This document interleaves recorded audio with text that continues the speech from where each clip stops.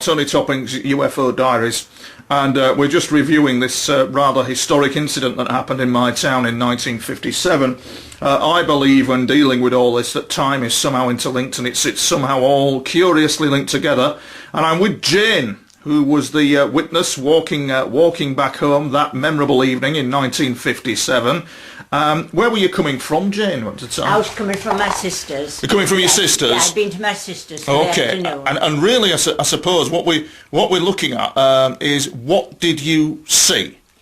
I was coming down Bondgate, Right. and it was Friday, and it was 6 o'clock, and it was just getting dark. And I was passing the Unicorn, and when I looked, I saw this, what I thought was an aeroplane. Right. It had lights on top, Yeah. and a row of windows. Right. I tried to look through the windows, Right. but it was just a golden glow. I couldn't see anything. A golden glow. And watching it, it slowly rose Right. and went over the Unicorn roof, Yeah. and just simply vanished. Really? And I saw far, far away in the distance just a speck of light blink out.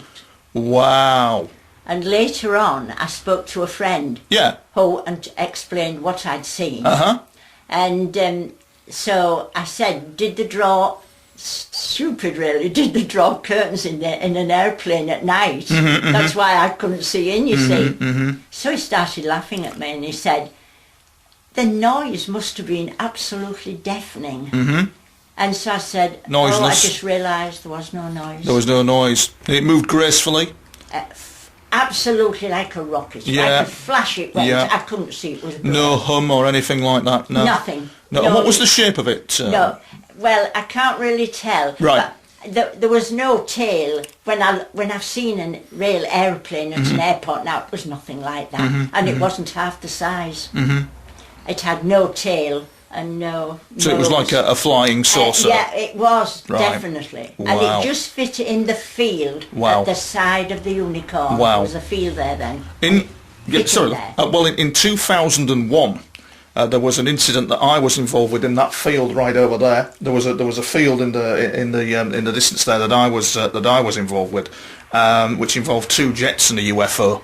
So I'm curious as to why this particular little area of my town is quite a little hotspot in 1957 as it was in 2001.